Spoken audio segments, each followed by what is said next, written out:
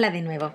Continuamos contando las experiencias misioneras tenidas en Chone, una pequeña ciudad de Manabí, en la zona de la costa de Ecuador. Hoy me gustaría compartir con ustedes dos experiencias tenidas allí.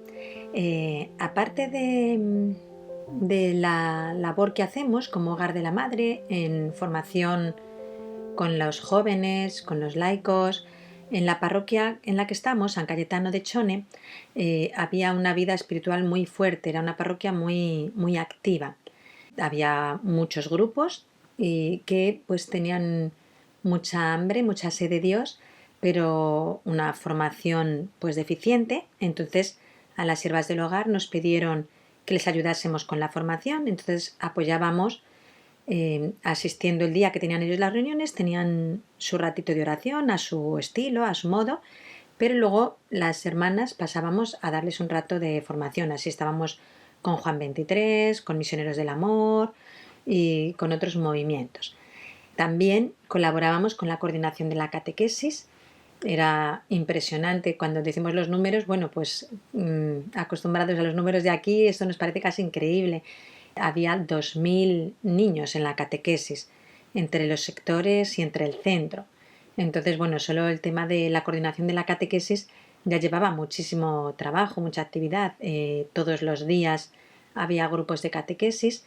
Además, allí se hace una modalidad muy interesante que ojalá pudiese funcionar también aquí, que era la catequesis familiar. Y es que aparte de dar la catequesis a los niños, los padres van también una vez a la semana a recibir la catequesis para que ellos mismos luego puedan reforzar aquello que los niños aprenden con sus catequistas.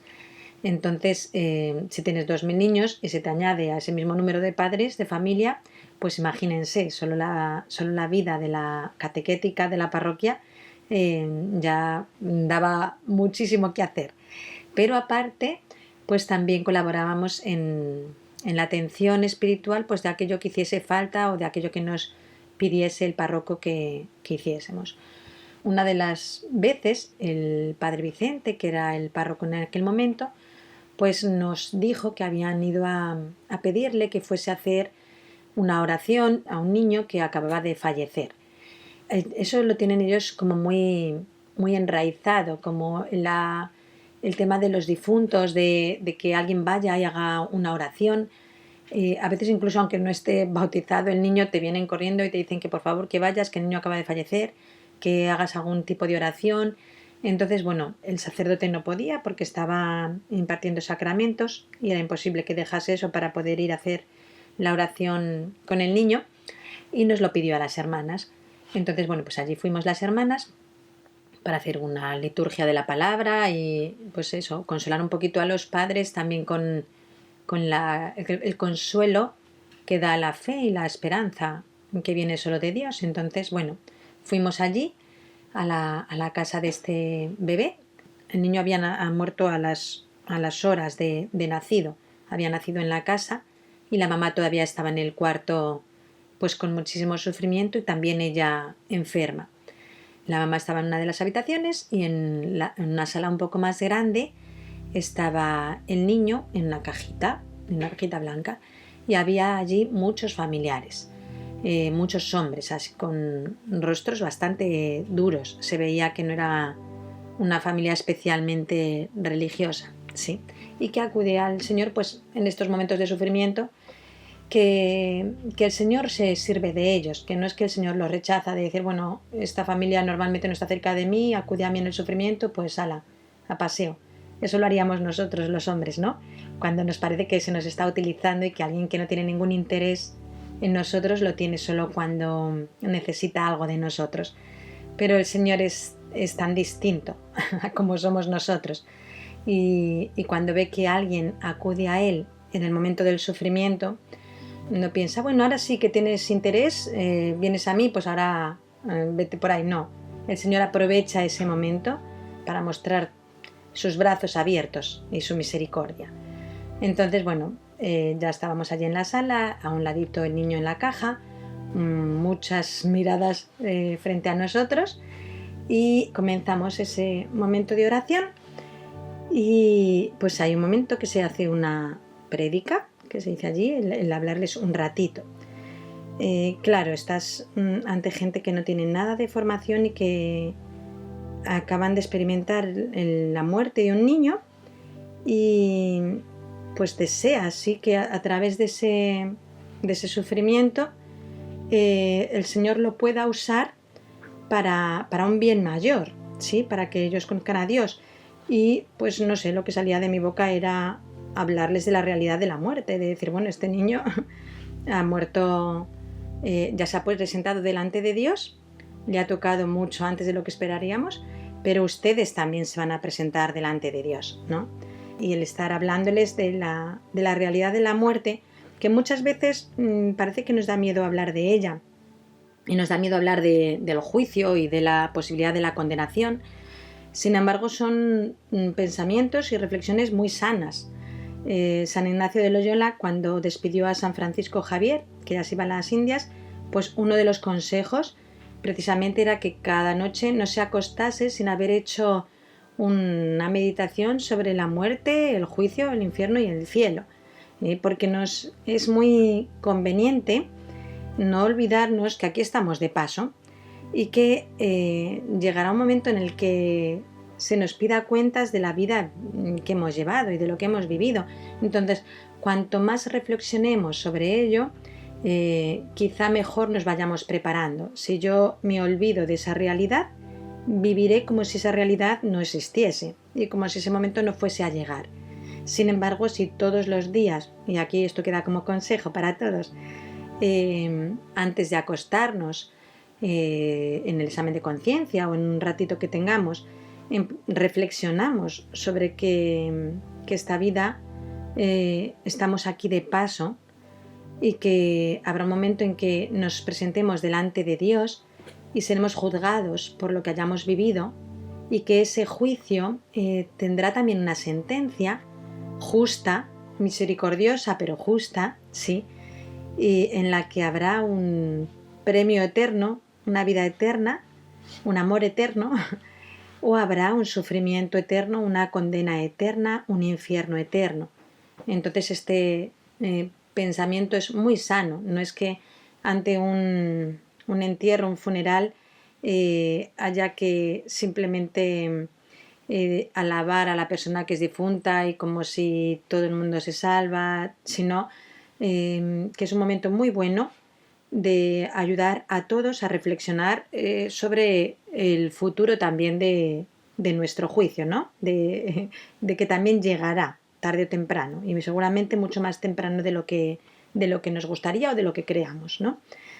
Bueno, pues estaba hablando de eso y a la vez a mí se me vino como un pensamiento y yo decía, ay Señor, ¿y si tú resucitaras a este niño? Y, ahora me hace gracia, ¿no? Pero en el momento yo sí que pensé, dije, bueno Señor, si es cuestión de fe, yo sí creo que tú puedes hacerlo. Según hablaba yo iba por otro lado, es curioso, puedo ir hablando por un lado e ir pensando por otro. Y yo iba haciendo ese pensamiento, yo iba hablando interiormente con el Señor y yo decía, si es cuestión de fe, Señor, yo creo que tú puedes hacerlo. Y seguramente si tú le resucitases para estos que no conocen nada de ti, sería evidente que existes. Y mientras estaba haciendo esos pensamientos, de repente la caja del niño empezó a moverse. Yo casi me muero yo del susto. ¿Eh? De repente veo que la caja del niño empieza a moverse y en una fracción de segundo pensé que el Señor lo había resucitado. Pero no, resultó que había comenzado un temblor. Allí estamos en una zona que hay temblores, es de mucho movimiento sísmico y como la casa era de caña y era alta, se ve que un pequeño temblor se había producido y había empezado a mover la casa y yo lo que había visto era el movimiento de la caja del niño. Ahora me río, pero fue un momento como muy curioso de estar justo diciéndole al Señor, yo creo que tú puedes resucitarle, y en ese instante creer que lo estaba resucitando. No lo hizo el Señor, no lo vio conveniente. También me planteé si sería que no era tan verdadera mi fe como la de los santos, ¿verdad? Que sí que han arrancado del Señor en algunos momentos la resurrección, porque el Señor tiene poder para hacerlo. Entonces, bien por mi falta de una auténtica fe en ello, o bien porque el Señor no lo creyó conveniente, ¿sí?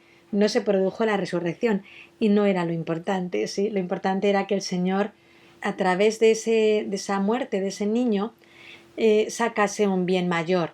Muchas veces lo escuchamos, pero nos cuesta mucho, yo creo, creerlo de verdad, que es el que Dios permite males, pero saca un bien mayor. Entonces, la muerte es un mal que Dios ha permitido como remedio al pecado, ¿no?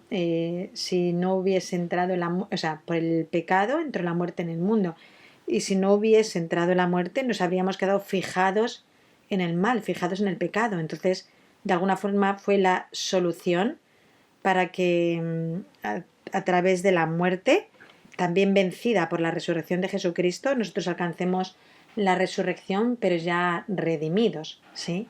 Entonces, bueno, igual que la muerte entró en el mundo con el pecado, pero por la resurrección de Jesucristo vino un bien mayor, ¿sí? El de la redención, pues por la muerte de un bebé, que suele costarnos tanto entender el por qué Dios permite eso, pues quizá, bueno, sin quizá, el Señor saque un bien mayor con tal de que nosotros nos pongamos a disposición de recibir ese bien que Dios nos quiera dar. En este caso, ¿qué bien podía estar dando el Señor a esa familia? A lo mejor simplemente el que estos hombres, que nunca, muchos yo creo que nunca habían ido a la iglesia, que vivían muy alejados de Dios, que ni se les pasaba por la cabeza reflexionar sobre la realidad de la muerte, sobre la realidad del juicio, pues a través de que este niño falleció, de que el sacerdote no pudo ir él, o de que no pudieron llevar al niño a tener el funeral en la iglesia, pues también se sirvió el Señor para hacer llegar la verdad del fin de nuestras vidas y de la eternidad, de lo que viene después, a personas que si no, pues quizá no lo hubieran escuchado. Entonces, pues nada, que confiemos en que todo sufrimiento que el Señor permite va acompañado de un bien. Solo hay que hacer el esfuerzo de descubrir cuál es ese bien que el Señor nos quiere dar. Lo hemos oído más veces, no es tanto el preguntar por qué, Señor, permites esto, sino el para qué.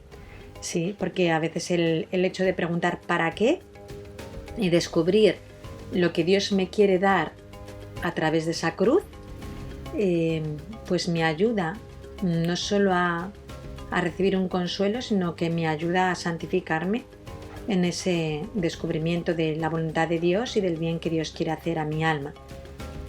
Pues hasta la próxima, que continuaremos con más experiencias misioneras y que Dios les bendiga.